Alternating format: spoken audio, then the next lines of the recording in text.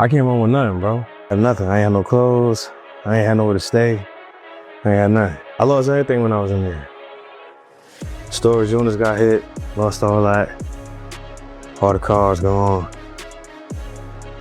Jewelry gone. Nothing, bro. I ain't had nothing. I was going to go stay at my sister's house. Fetty Wap was pulling in over $100,000 every single day at his peak. Not a month, not a week. Every single day, he had a fleet of exotic cars that most people will never sit in once in their lifetime. He was renting out mansions in multiple cities simultaneously. He was taking care of his whole circle jewelry, bills, trips, everything, and the entire world knew his name. But right now, at 34 years old, Fetty Wap just walked out of a federal prison after getting caught up in a multi-state drug trafficking operation. And word is, he came home broke, with no deal, no bag, and nowhere to go except his sister's house. No label waiting for him, no comeback tour already in the works. Just a man standing in the wreckage of a life that was once worth millions, trying to figure out his next move from scratch.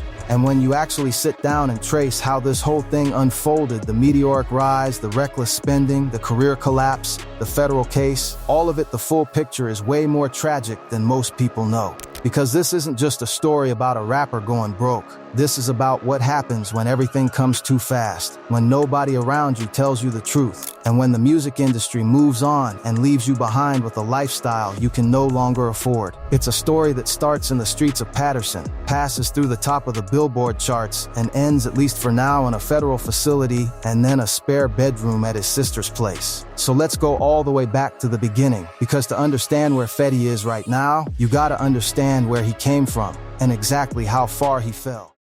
Fetty Wap is a rapper from Patterson, New Jersey, best known for his breakout smash Trap Queen, which transformed him from a completely unknown local artist into one of the most recognizable names in music seemingly overnight.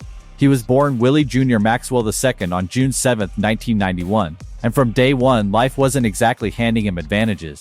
Patterson is a city in Passaic County that has long struggled with poverty, crime, and economic decline. It's not glamorous. It's not a place most people associate with the music industry or with generational wealth. It's a city where a lot of people grind their whole lives just to stay afloat, and where the streets have a way of pulling people in before they ever get a real shot at anything else. Growing up in that environment, Fetty was already dealing with more than most kids his age. One of the most significant things about him, something his earliest fans learned and respected quickly, was that he was blind in his left eye. When he was just a baby, he was diagnosed with congenital glaucoma, a condition that affected both of his eyes. Doctors made the difficult decision to remove his left eye entirely in order to save his life. And the prosthetic he wears to this day is a part of his story he has never hidden or been ashamed of. Growing up visually impaired in a tough city, looking physically different from the kids around you, that's a weight to carry. But by all accounts, Fetty carried it without making it an excuse. If anything, it hardened him and gave him a perspective that a lot of people his age simply didn't have. His home life had its challenges too. His father was locked up during formative years of his childhood, which meant his mother was carrying the family essentially on her own. That's a dynamic that forces kids to grow up fast, and it's one that pushed Fetty toward the streets earlier than he probably should have been there. Patterson was the kind of place where if you weren't careful, the environment made your decisions for you. A lot of his boys were in the streets. A lot of the older guys he looked up to were moving a certain way. When that's your environment and you don't have anybody showing you a different path, it becomes incredibly easy to just follow the lane that's already paved in front of you. It's not weakness. It's just how the math works when you grow up where Fetty grew up. But music was always in the background. From the time he was a teenager, he was drawn to rap, not just listening to it, but actually creating. He was heavily influenced by the Atlanta trap wave, by artists like Gucci Mane, who blended street authenticity with melody and hooks in a way that nobody had really done before. What Fetty was developing in his early 20s was a style that took that melodic trap framework and filtered it through a Jersey sensibility, something that was uniquely his own, even if he hadn't fully figured out how to monetize it yet. Before the world ever heard the name Fetty Wap, before there was a record deal or a radio spin or a check with multiple zeros on it, there was just a young dude from Patterson recording music independently with no clear path to anything, no management team with industry connections, no label with a marketing budget, no producer with a proven track record who was willing to bet on him. He was doing this the hard way, session by session, building something from nothing in a city that doesn't have a reputation for producing rap superstars. Most people who start that path never finish it. They give up, or the streets get them. or life just makes other decisions for them. But around 2013, Fetty linked up with a producer from the Jersey area named Peoples, and the chemistry between them was immediate. Peoples had a sound that fit perfectly with what Fetty was going for: atmospheric, heavy on melody, built for the kind of emotional delivery that Fetty was naturally inclined toward. Together they started building records that felt genuinely different from what was coming out of the mainstream at the time. There was something about the combination of Fetty's singing rapping style and Peoples' production that felt fresh, even if nobody outside their immediate circle had heard it yet. By 2014, they had a record that both of them believed in deeply. A song about loyalty, hustle, and the streets, but told with enough heart and melody to cross over beyond just a street audience. That song was Trap Queen. They put it out into the world, not knowing what was about to happen. And for a little while, it seemed like it might just be another record that came and went without making much noise. But then, the internet found it. Trap Queen didn't blow up overnight in the traditional sense it built. It started getting picked up by blogs. It started spreading on SoundCloud. People were sharing it because they genuinely liked it, not because a label was paying for placement. And that organic energy is actually the most powerful kind. Because when something catches traction like that, it's almost impossible to stop. By early 2015, Trap Queen had crossed from the internet into real-world radio. Program directors were getting flooded with requests. DJs were spinning it at clubs and watching crowds go crazy. And then it hit the charts. Then it kept climbing. By the time it peaked, Trap Queen had reached number 2 on the Billboard Hot 100, the main singles chart in the entire country. Number 2, in America. A completely independent record from a kid nobody had heard of a year earlier had nearly reached the top of the most competitive pop chart in the world. The industry moved fast after that. Every major label wanted a meeting. A&R reps who had never heard of Paterson, New Jersey were suddenly very interested in what Willie Maxwell had to say. 300 Entertainment, co-founded by music executive Lyre Cohen, ultimately signed Fetty and gave him the infrastructure to take what he had built independently to a completely different scale. Suddenly he had real distribution, real marketing budgets, real radio promotion. The machine was behind him, and he used every bit of it. Later in 2015, he released 679, which became another massive hit. Then My Way. Then the self-titled debut album, which debuted at number 1 on the Billboard 200. And the numbers weren't just decent, they were historic. At one point during the fall of 2015, Fetty Wap had 3 songs simultaneously charting in the top 20 of the Billboard Hot 100. 3 songs at the same time. That had not been done in decades. The last artist to pull that off before him was the Beatles. Let that sink in. He was on magazine covers, headlining festival stages, and getting feature calls from artists across every genre. The money was rolling in from every direction. Touring, streaming, sync deals, appearances, merchandise. The come-up was real, and it was fast, and it showed no signs of slowing down. In the span of about 14 months, Fetty Wap went from recording independently in New Jersey with no deal to being one of the most commercially successful rappers on the planet. And the money that came with that level of success was genuinely staggering. At his peak, estimates put his daily earnings at over $100,000. When you factor in touring revenue, streaming royalties on multiple charting songs, features that were commanding serious fees, live appearances, and the album rollout, that number ain't as crazy as it sounds. The math was real, and for a man who came from nothing, who had watched his city struggle his whole life, who had grown up without financial stability or luxury of any kind, that kind of money was intoxicating. Not in a metaphorical way, literally intoxicating. It changes the way you think. It changes the way you move. And if you don't have the right people around you keeping you grounded, it can change you in ways that are very hard to come back from. Fetty's spending during this period became legendary, and not in a good way. The cars came first. He started buying exotic vehicles the way other people buy sneakers. Lamborghinis, Ferraris, Bentleys, McLarens. At one point his collection reportedly numbered around a dozen high-end vehicles, and he wasn't shy about flaunting them. He'd pull up to events in a different whip every time, post them on social media, let the world know he had arrived. For a moment, nobody could really blame him for enjoying what he built. But then the spending got more structural, meaning the expenses started building up in ways that went beyond one-time purchases. Fetty started renting out luxury properties in multiple cities at the same time. Not buying, renting. He had spots in New Jersey, New York, and Atlanta that he was paying rent on simultaneously, many of which he wasn't even staying in on a consistent basis. When you're doing $100,000 a day, that kind of overhead feels manageable, but monthly rent on multiple high-end properties adds up to serious money, and unlike a car you could theoretically sell, you ain't getting that rent money back. He was also spending heavily on the people around him, and this is actually the most complicated part of his peak era. Because Fetty's generosity was real. People who were close to him during that time consistently say that he wasn't performing for the cameras, he genuinely wanted to take care of his people. He was covering bills for family members, buying jewelry for his boys, taking his whole crew on trips, throwing events, making sure everybody around him ate well. When you come from nothing and you suddenly have everything, that instinct to bring your people with you is understandable. It comes from a real place. But the problem is that generosity without structure is just a more emotionally satisfying way to go broke. And nobody in Fetty's circle, at that point, seemed to be having the hard conversations about sustainability. Nobody was sitting him down and saying, hey, this level of income is not guaranteed to last, and the way you're spending right now requires it to never stop. On top of all of this, Fetty had multiple children with multiple women during this period by some accounts. 6 children with several different mothers. He was supporting all of them, which was the right thing to do. But the financial obligations attached to that many children, combined with everything else he was spending on, created a baseline of expenses that required the music money to keep flowing at full volume just to stay even.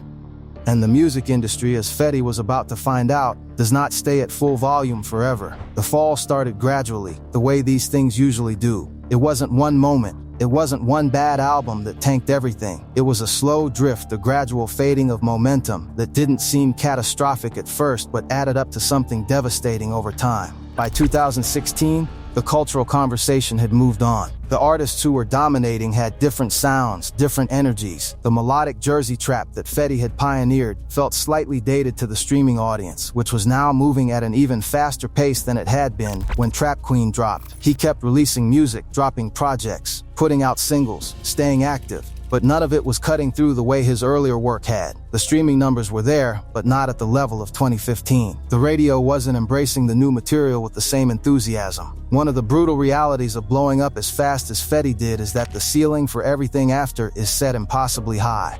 When your first real record goes top 5 in the country and your debut album hits #1, every subsequent release gets measured against that. And almost nobody in the history of music has been able to sustain that level of success indefinitely. The industry creates these peaks and then watches artists struggle to recapture them. And when they can't, which most of them can't, the narrative shifts. Suddenly the conversation is less about what you're building and more about whether you're still relevant. By 2018 and into 2019, Fetty's commercial standing had declined significantly. The touring bag was lighter. The feature rate had dropped. Labels weren't coming to the table with the kinds of numbers they had been offering 3 years earlier. He was still a name. People still knew who he was, still respected what he had done, but the machine had stopped, and the lifestyle he had built had not stopped alongside it. The cars still needed insurance. The properties still needed rent. The kids still needed support. The entourage still needed to eat. And the checks were getting smaller every month, while the bills stayed exactly the same. Then life hit him in a way that the money couldn't fix, and the streets couldn't prepare you for. In December of 2021, Fetty's 4-year-old daughter Lauren passed away. The circumstances were described as accidental, and the grief that followed was public and raw. Fetty spoke about losing her, and the pain was evident to anybody who saw it. 4 years old, his little girl, gone. There is no coming back from that kind of loss in the same way you came before it. That kind of grief reshapes a person permanently. It rewires the way you see everything, the way you move through a day, the way you make decisions. It doesn't heal the way other things heal. And when you're already dealing with financial pressure, a fading career, and the weight of supporting multiple families, carrying that level of loss on top of everything else creates a state of mind where bad decisions can start to feel like the only options available. By the time late 2021 was wrapping up, Fetty was in a very dark place, not just financially, not just professionally. As a human being, as a father, as a man who had already been through more than most people could handle, he was carrying more weight than almost anyone could hold without eventually buckling. When the music income dried up and the bills kept coming, Fetty made a move that he clearly knew was dangerous. Federal investigators had been watching a drug trafficking operation for a significant period of time, a ring that was moving heroin, fentanyl, crack cocaine, and oxycodone across multiple states, primarily in and around the Long Island area of New York, and Fetty Wap was allegedly right in the middle of it, not on the fringes, not loosely connected, right in the middle of it, according to what the government eventually laid out in court. The feds don't move until they have what they need. That's how federal investigations work. They build and build and build, sometimes for years, until they have a case that they're confident they can win. By the time they arrested Fetty in October of 2021, they had been building their case carefully and methodically, and the way they chose to arrest him made it clear they weren't trying to be subtle about it. Fetty was at Rolling Loud, New York, one of the biggest hip-hop festivals in the country, when federal agents came to take him into custody. He was brought out in front of witnesses, in front of cameras, at a music event that thousands of people were attending. It was a very public, very deliberate takedown, and the optics of it were impossible to escape. The contrast between the festival setting and the handcuffs was jarring in a way that felt almost symbolic, like the industry he had once dominated was literally the backdrop for his arrest. The indictment named Fetty and 5 co-defendants, charging them with conspiracy to possess with intent to distribute controlled substances. The government's allegations described a structured operation, not a loose, informal arrangement, but an organized effort to move substantial quantities of drugs across state lines, the kinds of quantities that carry serious federal time. He initially pleaded not guilty, but federal cases have an extraordinary conviction rate, and the evidence the government had compiled was apparently extensive. By August of 2022, Fetty had changed his plea, entering a guilty plea to 1 count of conspiracy to possess, with intent to distribute controlled substances. It was the realistic move given the circumstances, even though it meant accepting the consequences head-on. The pretrial period also produced one of the most damaging moments of the entire case. While he was out on bond, audio leaked from a FaceTime call in which Fetty was allegedly threatening a co-defendant, telling this person that they were a target. The judge handling the case took it extremely seriously. There was real discussion about whether his bail would be revoked on the spot. For a man who was already in a precarious legal position, it was about the worst possible thing that could have happened. In February of 2023, the sentence came down: 6 years in federal prison. For a man who had been in Rolling Stone magazine, who had performed for tens of thousands of people, who had once had the #2 song in the entire country, 6 years in a federal facility was where the road he had chosen eventually led. He reported to custody and began serving his time. Fetty Wap came home in 2025, having served less than the full 6-year sentence. Federal inmates can earn time off for good behavior and participation in programs, and by all indications, Fetty did what he needed to do on the inside to get out ahead of the full bid. The word from people who know him is that he came out with a clearer head than he went in with, that the time away from the noise, from the chaos, from the pressure of the industry and the streets gave him a chance to actually think about his life without distraction. He reportedly participated in programs while incarcerated and kept a low profile throughout his sentence. No major disciplinary issues, no drama making the news. Prison strips everything away. All the yes men are gone. All the distractions are gone. The cars, the parties, the attention, none of it reaches you in there. And what you are left with is yourself, and whatever truths you have been running from have a way of catching up in that kind of quiet. Just a man serving his time and apparently doing the work, whatever that looked like for him day to day on the inside.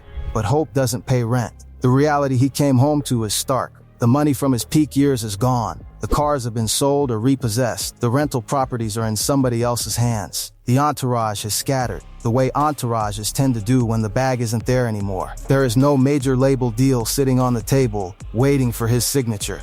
No team of managers and publicists already working a comeback strategy. Right now, at 34 years old, Fetty Wap is reportedly staying at his sister's house, rebuilding from the ground up, with a federal conviction on his record and a story that the whole world already knows the details of. His sister, by all accounts, has been one of the few constants, one of those real ones who was there before the fame and is still there after the fall. And sometimes that's what getting back up actually looks like. Not a label deal, not a viral moment, just family, a roof, and a second chance. What Fetty Wap accomplished at his peak deserves to be acknowledged clearly and without qualification, because it really was remarkable. A young man from Paterson, New Jersey, a city with no real pipeline to the music industry, no infrastructure for launching superstars, built something entirely on his own talent, his own hunger, and his own belief in a sound that nobody else was making. He did it without the traditional cosigns. He did it as a man who had been visually impaired from childhood, who had grown up without his father in the house, who had come from a neighborhood that had a way of making people disappear before they ever got a shot. Trap Queen is still a song that makes people feel something when it comes on. It still gets played at parties. People who were in middle school when it dropped still know every word. That kind of staying power doesn't happen by accident. That doesn't go away. But the tragedy of Fetty's story is that it really did not have to end up here. The money was there. The opportunities were there. What wasn't there, or at least wasn't there strongly enough, was the financial literacy, the discipline, and the honest support system that could have protected him from the decisions he made when things got hard. He needed people around him who would tell him the truth when he was renting 4 properties he didn't need and buying cars when the streams were slowing down. He needed guidance that went beyond just cashing checks and keeping the vibe alive. The loss of his daughter Lauren in 2021 is the part of this story that deserves more space than it typically gets. Because whatever you think about the drug case, whatever conclusions you draw about his financial choices, a man losing his 4-year-old daughter is a pain that exists on a completely different level than any career conversation. That loss is permanent. And facing it while simultaneously watching a life unravel financially and legally is more than most human beings could handle without making some very bad decisions. At 34, Fetty still has runway. He's not done. There are artists who have come back from federal cases, from financial ruin, from being completely written off and rebuilt meaningful careers and meaningful lives. Whether Fetty is one of those artists, whether this is the bottom before a new chapter begins, is something only he can determine now. What he does with the clarity he found on the inside, whether he builds something new with the wisdom he clearly did not have at 23 years old, suddenly holding $100,000 a day, that's the open question the next few years will answer. The music is still in him. The fans who rocked with him in 2015 never fully stopped caring. The lane he created still exists, and there are younger artists who built on it that would probably welcome him back. Whether he comes back as an artist, whether he builds something entirely different, whether he finds peace just living a quiet life away from the spotlight that both made him and consumed him, none of those outcomes are off the table. He is 34 years old. That is young. That is not the end of anything, unless he decides it is. But the story of how a kid from Patterson went from $100,000 a day to federal prison to his sister's couch is one of the most sobering tales this generation of rap has produced. Not because it's unique, because it isn't. This happens over and over again, in city after city, with artist after artist.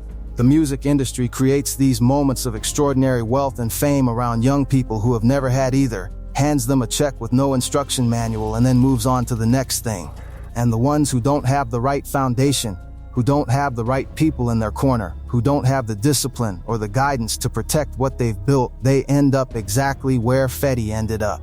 Broke, on the other side of a sentence, starting over with nothing but whatever they found out about themselves in the dark.